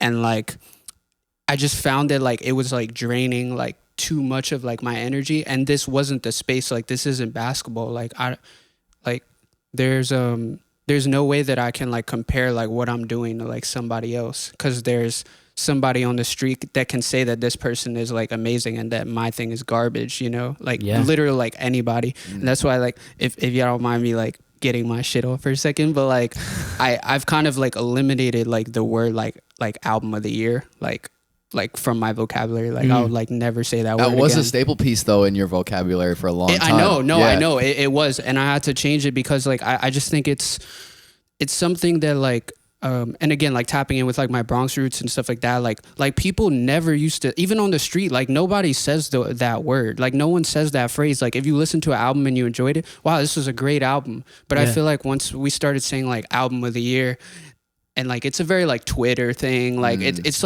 like a way that I feel like people can just like get their opinion out there. Like it's just another thing to be like, hey, like look at me type thing. Sure. Like this is like my taste. I'm not saying like everybody has this perspective, but like there's a large amount of people that is what it is. And it's like you'll be 30 minutes through an album and like there's 6 more tracks left, and you're already like compiling like where's this gonna go in my list, Right, where you I know? rank this. Yeah, exactly. Where do I rank this? Oh, right now it's like a 7, but you know, if the next like 4 tracks are amazing, maybe we could get it up to 8.5. Like it's just like, I don't know, it's just like that metric like just kind of like annoyed me, and I feel like it kind of deterred me from like enjoying music as much as like I should, like as a fan, because I'm like thinking like, oh shit, like this is album of the year, or like this is the best rap album. Like who cares, bro? Like it all really doesn't mean anything. Like maybe to the Grammys, but like even past them, like that's only a group of people that are now voting on this thing. What about the other like 2 million people that like just sold out your tour? You know what I mean? Like, Right. I don't know. It's just I wish like most fans had that mentality of like, how do I be a fan that's actually like attentive to the music and the craft and attentive to the right things about the music. No, absolutely. It's fucking sick, dude. So are you against the idea of like rating albums? Yeah, I wouldn't. I mean, against. Yeah. I would say I'm probably against it. Like not like to where like if somebody's ranking something, I'm like, oh my god, like I don't even want to hear what you're saying. Like it's more just I don't know if it's necessarily like adding anything good for like society and for like art as a whole. Right. Like to Like be the categorical like feel of it. Yeah, to just be able to like group everything and like and to just like categorize all these things. And I think like even how y'all were talking about like the industry on like the last episode, like I feel like if like the whole credit thing, I really rocked with that idea. Oh, do you really? Yeah. I really rock with the idea. Like I think it's a really good idea. But I feel That's that sick. like if that was implemented, like the whole album of the year thing, like I think that would kind of like not be a thing. maybe. Just because, like, again, it's like you have access to so much stuff. Like, imagine if you were just limited like they were like back in the day. Like, that's another thing. Like, back in the day, you would get an album, run it for a whole week. Like, Right, yeah. and that's what I started doing recently. Like, if I love an album, I'm like, I'm listening to just this album this week. Like, I'm not about to bounce around to like 40 different albums and like taking all these albums. Like, I love this album that I'm listening to right now. You know, it's a great album.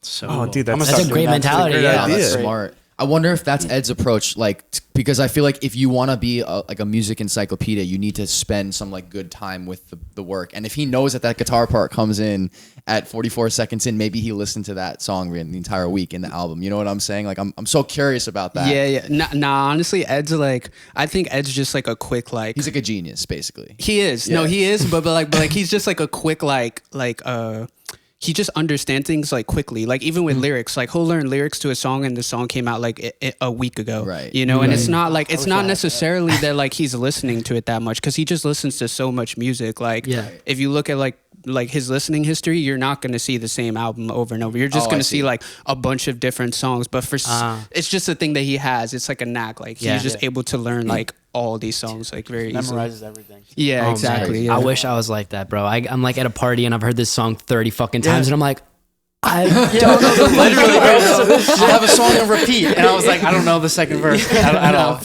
That's funny. Yeah, he has like photographic memory, but like for music. Wow, That's really so cool. That's sick. Good for him. There truly is like a more effective way to consume music than some other ways of consuming music, right? Like, I was actually doing some research into this recently, because like as artists, we will naturally consume music differently, sometimes more analytically, sometimes we're learning how to turn off the analytical part of our brain to consume as a consumer, or a layman, as we like to say on this Last podcast. episode, yeah. I saw that, yeah.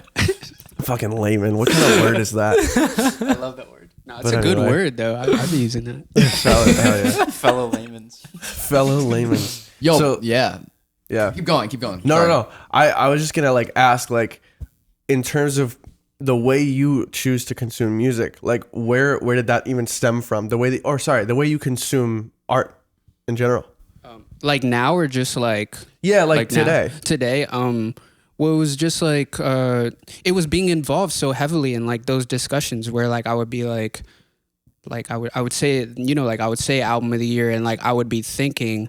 Like where I was like critiquing people and I was saying like the 3 tracks left, where should I rank this? Like I was talking about myself, like how I used to be. Like that's how I used to be. Like I would be like three more tracks to an album, and so far all 7 of the first songs like have been amazing, and I'm already like, bro, this might be album of the year. And then it was just like a day where like I asked myself that like in my head, and I'm like, why the fuck am I asking myself this bullshit? Like, this is so stupid. And then I started like to dig more deeper into like my psyche, but also just like the people that I know and like how they talk about music. And I was just like, damn, like we're kind of like removing like the actual like love for what it is that we enjoy. I'm not saying that, I mean, maybe the better word would be like, I don't know. I don't even know if like my favorites of the year is like better. Like, I feel like it's kind of the same thing. It's in like kind of the same family, but like the whole like, I don't know. It's just like, it's just a phrase that I feel like it's kind of, it's not just that, but it's like how it's consumed in general. But that phrase, like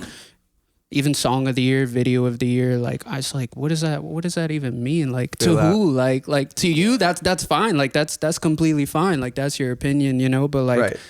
In the grand scheme, like, what does it mean? Like nothing, bro. Like, Right. I guess it's you can equate it to somebody saying like, oh, this is the flavor of the year.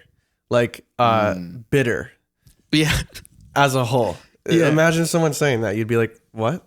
You know what I mean? Like Yeah. some people like bitter, some people don't.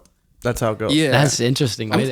Yeah. I never thought about it like that. No, definitely. Yo, so then we talk about this all the time, and I don't know the answer to this question, but I'm curious what your insight is. Is there such thing as good and bad art, or is it all just Damn. subjective?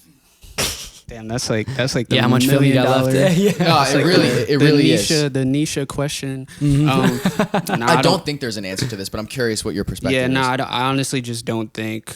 I don't think there is an answer. I mean, I feel like I kind of said it earlier where I'm like, you know, like some dude on the street can come and like listen to my song, listen to somebody else's song, and their song could be recorded on a Blue Yeti, like, you know, it's all distorted. Like it's sounds bad, you know, but to them they'll be like, oh man, I rock with this, and then I play them like Someday Off Happily Alone, they're like, oh, this is whack, you know, like it's really just people's opinions. Like it doesn't mean it's just like what connects with you, you know, like like what connects with you. I mean, like I do feel like there is a thing about like the image, you know, like I don't know, like there's a reason why like the people that we love, you know, Michael Jackson, like Stevie Wonder, there's a reason like why their music is connecting on such like a large scale. And that's like I guess like the flip side of the question, because it's like it's something about like their character, like how they're presenting themselves. But I feel like there is also like this, and this is more like philosophical or whatever, but like there is also like this human connection where like you can just tell when someone is just like putting their everything in like what they're doing, like and whether you like it or not. And I feel like I've like experienced this a little bit with like some of my shows or like things like that, like where people will come up to me and I could tell like maybe they like the music, but they're more just like the way I'm like looking at the crowd and like how like serious I am, not appear like I am, but like to them, like that's connecting. It's like, yo, this is like, wow, like I really rock with what you're doing, and it's, you know, it's just like pound is respect, you know. And I don't know, I just like, again, that's not like good or bad, but it's just like something where you can see like when someone has really like kind of just cracked that like that fourth wall of like creativity, or just like the connection to the art, you know? I think you're on to something, and I would say like I wouldn't equate good art to commercially successful art and bad art to non-commercially successful art. But I would say that like there's art that doesn't connect with me in that way that I still view as good art. Like there's plenty of artists in the world that I'm like, oh, this is not for me, but I absolutely can see why this is good art. Same. But like, it almost feels like I'm saying that as if it's an observation and not a subjective like feeling. You know what I'm saying? And I'm wondering what the core of that observation is. And like we've talked about this, you and I, a lot. And like I wonder if it has anything to do with the artist's connection to the work. Not necessarily your connection as a listener or as just a consumer of the work, but like if the artist feels super connected to what they're doing and it's so authentic and it's intentional, it's going to be good art. And then based on your taste, you might like it or not, but you can still recognize. That's like exactly like what like I'm trying to say, for sure. That's like what I think it is. Like, like you can just, it's something where, again, like to you, like you said, like it cannot be for you. And I'm in the same boat. Like there's plenty of artists where like I'll listen to it, I'll be like, no, it's not really for me. But like I look at like how they present themselves on stage, like how they're talking in interviews about their work, like how they're posting on social media or not posting on social media. Like all of that combines into like this grand like opinion that's like, wait, this person is like doing what they love, and it's like connecting. That's a great artist. Yeah, exactly. Yeah. What do you guys think? Facts. If you have any weigh in on this. The only weigh in that I have in on it that I'm for certain about is that I understand the difference between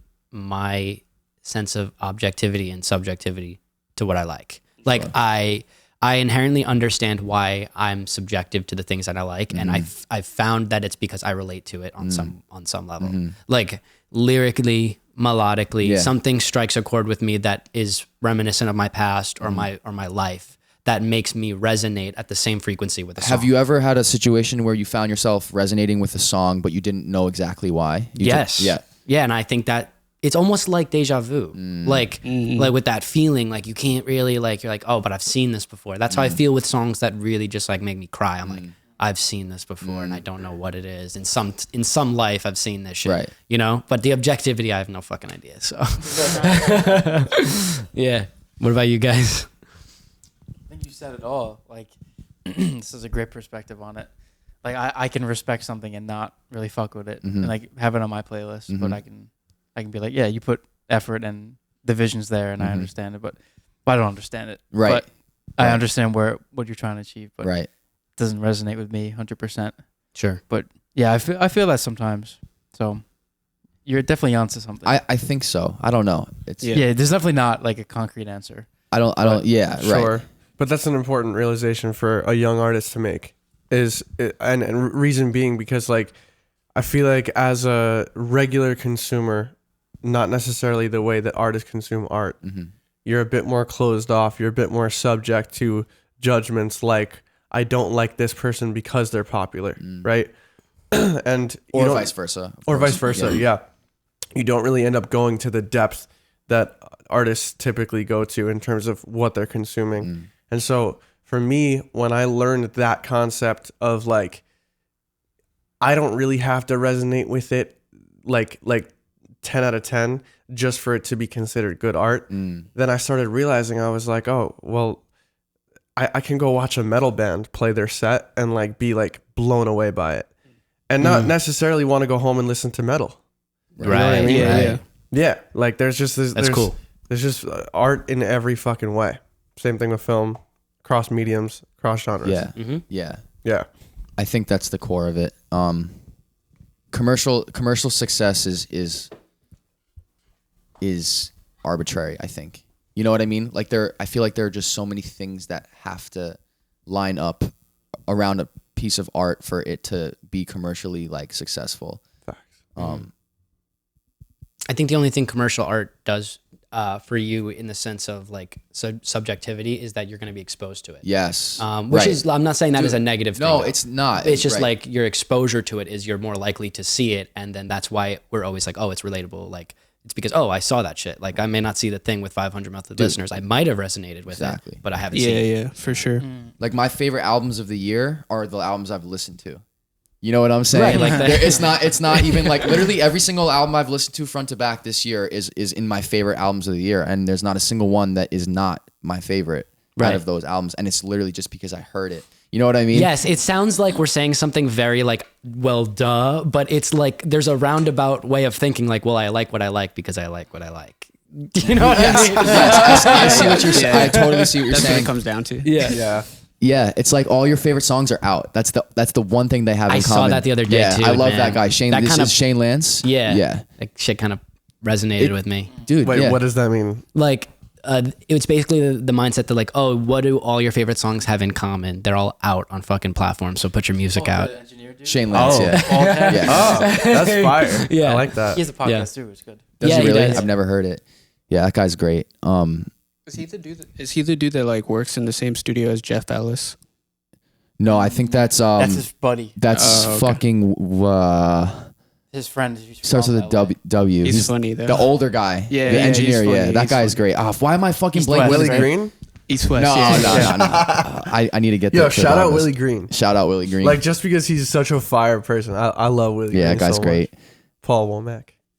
Also, like songs, like there's different purposes and intentions for songs. I feel like some songs, the artist's intention is to make you think and be in an elevated space. But then sometimes it's just to fucking shake ass. And Right. sometimes it's just to headbang. And there's different like tastes for different genres or and even different songs. moods. It's been- Like yeah, one day yeah. I want to shake ass, the next day I want to like cry. You know Yeah. what I Yeah. mean? But it doesn't mean that shake ass song is bad Right. and It's bad, yeah. the other one is Right. good. Yes. It's just like what I'm feeling at the moment, what I want to listen to, Right. and what That's why I think listening to music like intentionally can be so hard sometimes for me, because like I know that if I'm going to jump into the weeds, like it's always some sort of religious or emotional experience if I know I'm getting into something deep. Where I'm like, all right, I'm in the car, like let me just listen to a podcast right now. Like I can't do like a fucking like emotional like roller coaster for the next 10 minutes. Like let me just do Sure. I got to be like in the zone, in that mood to feel that way. Right? Sure. like I feel like with your project, like I have to like sit down and like really listen to it. It can't be like something you throw on in the background. Yeah, You know what I'm saying? But it has to Interesting. be something you have to actively listen to, not passively, because it's just like really great art. Yeah. in my Thank you, opinion. bro. Yeah. Yo, but okay, let me provide maybe a counter to that. And I would say that No, I'm good. great Here's your counter right here.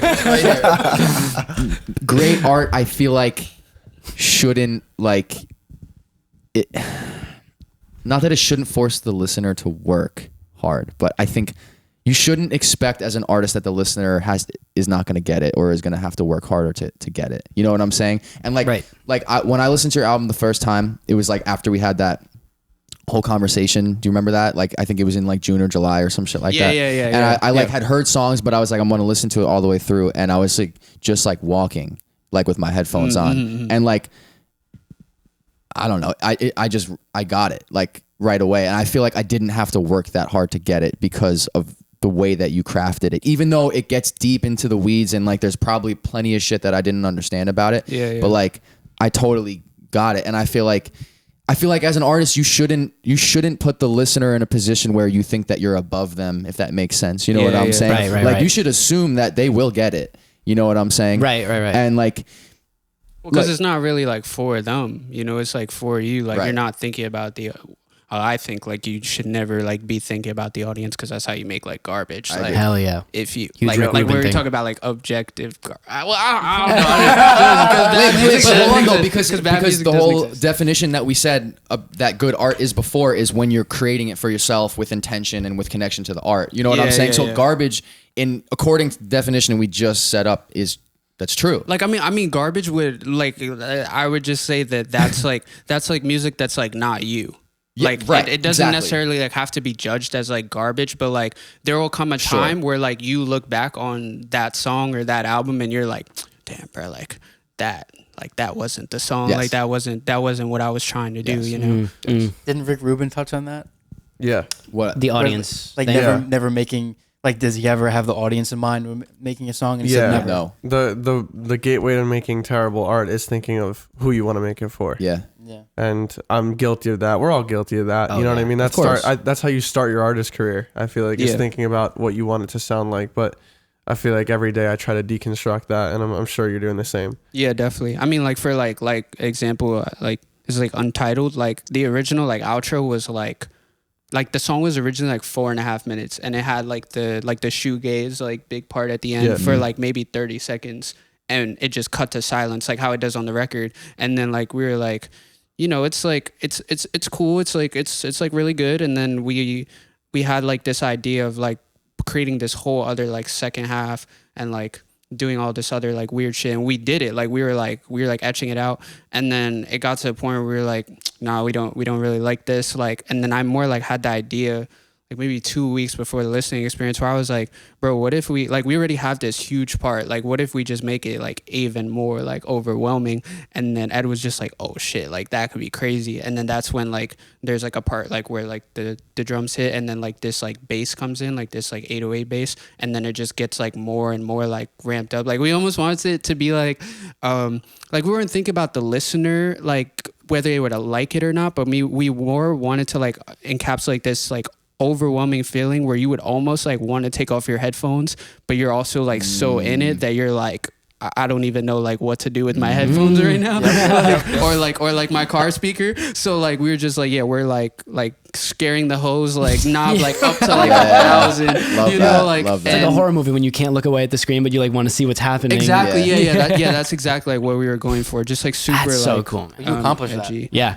But you were going for a feeling, Yeah. It was a feeling. Yeah. not an audience reaction. No. Yeah. Not an And that audience feeling had reaction. to happen inside of you for you to know it was right. Like you're Exactly. calibrating like your like experience to the song, basically. You know what I mean? And like based off of, oh, if I was like, you're putting yourself in the shoe of the hoe turning the thing down. You're like, if I was a hoe, would I turn this down? Nah. All right, keep going. You know what I mean? Exactly. Exactly. Right. No, Get back to work. And the hoes, they're not ready for this. Like, They're not scared enough. No, literally, that's like exactly what it was. And also just thinking about like we would have like the listening experience. Like I think like that whole album, like it's not like something like where we were talking. I don't think we touched on it, but like I think like a folk. A folk concert, right? Like to me, like folk, like even like in how it started, like with how like minimal it usually is, like it feels like it's best presented in like a campfire setting or like in like a small like thinking like pianos or like small, not like MSG where it's like huge and like it has, you know, you have like this huge frequency spectrum. Like when we were making this album, like we were thinking about like playing it very loud, like Right. and having these moments that were like very overwhelming, and then you just like strip it away and like how would people react to that? Like an Untitled for instance, like we could have easily just like put like a, you know, like a reverb on like the last snare hit and had it just like fizzle out, and we we were like, nah, we want like silence. Like we want to just like cut it out of nowhere, and you're just like, wait, like did the song end? Like what? Like what's going on? Is there a mistake? Yeah, My like phone what's died? going on? And then it's like, and then we're just gonna put like this like puddle of like somebody walking through mud for like 20 seconds, and like you're just gonna have to sit through that because that's like what we're going for, you know? Yeah. And like, I don't know, like So it's just cool. like we would just we would almost like we're like Rick Rubin says like don't think about the listener. We almost like try to like challenge the listener, or like clown the listener. Yeah. Not clown, but like challenge the listener, like Sure. like what they would expect from a song. Like you expect a song like Untitled to like fizzle out or something, or like have this maybe like ending where like it's a little bit, it kind of like brings you back down to earth. Yeah. But we were like, nah, we want to go like full edgy and let's just cut this shit to silence. And like we knew like when we played that shit at the listening experience, we were like, people are gonna be like, what the fuck just happened? Yeah. And sure enough, like me and Ed were like going bananas, and we knew when it was coming, and it cut to silence, and you just hear the whole room go like, what the fuck? Like it's in the recording, everything. Like some of my friends, because like again, like they hadn't heard the album, so like you're hearing people like actually reacting to things, like even like my close friends, and they're just like, what the fuck just happened, bro? Like, That's and people are gas. like reacting and stuff like that. So like, yeah, we were thinking about like just playing it like very loud. Oscar's Goodbye too, like that second hook especially. Like we were thinking like, yo, like MSG, like this shit being blasted, like stadium status, like is like, you know, like what we were going for as like one of our mantras. Yeah. And like, yeah, I feel like that album like has to be played like loud. Like I can't And really you probably imagine. mixed it super loud too, right? Yeah, Because of that. it is mixed like super loud. Like Untitled gets for the audio nerds, it gets to like -2 LUFS. Bro, what? Yeah, it's -2. Wait, what? It's -2. That's yeah. possible? I didn't even know that was possible, No, it's bro. possible. Yeah, you just gotta like throw the tricks out. Just gotta be good, Dude, yeah. that's courage. That's wild. Like that is literally courage. God damn. I'm so well glad you fucking brought done. this up, because like this is like definitely something I've said when we were at a show, like that the music that you make, like especially this album, like it's arena shit. Like it's meant to be played. Like you could just envision this on a fucking huge stage, and you can't do that with a lot of different art. Like like how are they gonna do that on a bigger scale? It's like, nah, this shit is already there. Like that's what's gonna happen. Right. No, Yeah. exactly. Yeah. Yeah. And even like with my shows too, like I never really like get on like the sound people, because like I'm like an engineer as well. So like I can understand like the pressure of like this person wanting to mix. But I remember we had this show at in Sullivan County, like upstate, like maybe like 2 or 3 weeks ago. Where And- in Monticello, right? Monticello, yeah, in the Black Library. Shout out the Black Library. But like, it was a great show, and like I was kind of getting on the sound dude just because like it was off these JBLs, and we had the drum set too, so it's like very loud. But like the drums are loud, but like the tracks were very low, and I just kept telling him like crank it, crank it, crank it, and like it finally got to the point where it was like hitting, like to where the drums were like coming through. But that's just because like that's how I know it needs to be presented. Like if I'm performing like an Untitled, and it's like super low on some like tiny desk thing, like that's not overwhelming anybody, you know what I mean? Like that's like tea time, you know what I'm saying? Right. Like Overwhelmed at that point. yeah, but and then there's moments where like it needs to be like softer, and like that dynamic is also like it's thought out like in the music too. Like dynamics too, I feel like is really, really important as well. Sick. But yeah, that was kind of like that. Fuck yeah. Crazy. Let's Yo, go. so we have like some time. We're gonna wrap it here, but Okay. is the footsteps at the end of what fucking song is the one? Untitled? Untitled. That my interpretation of that was Ghost walking, because you know how you posted that video of like Ghost like walking. I felt like it was the same cadence of the footsteps and shit. Yeah, no, definitely. I mean, like we kind of like we wanted like Untitled to like, because Gray Souls is like I'm like walking off the cliff, and like Untitled is kind of supposed to be like you're literally like on the brink of like suicide, and then like Gray Souls is like you're walking, and then, you know, it starts with like Dead Man Walking. Yeah. And then like the entire track, like the reason why it doesn't like that entire track, like I feel like if somebody just like played it, I mean, obviously there's people that enjoy the song, but it's designed to be like this, like not like a super high moment where there's this huge hook like Oscar's Goodbye. Like it's supposed to literally be like you're like dragging through mud. So that's why like the drums don't change. Like there's these cool like production things that come in here and there, but like it's not like, oh wow, like this moment just got, no, it's literally just like tregging, and then the ending is just like this huge build up till eventually you kind of just like jump off the cliff type thing. So yeah, that's like what we were going for. Crazy. God damn, that was a great Damn. episode, bro. Dude, glad we had him here. Yeah. First, before Thanks he's for like, coming, bro. Dude, thank you so Massive. much for coming, for real. for real. This I'm was awesome. surrounded. I was feeling kidnapped like when we first got here. I was like, they got me in here. I'm just playing. Nah, thank y'all for having me get on here for real. Hell Hell yeah, yeah, bro. bro. Hell yeah. Pleasure. A lot of fun. Son of Jojo, ladies and gentlemen. Son of Jojo. Thanks Let's for go watching. hook up. Yes, sir. Yeah.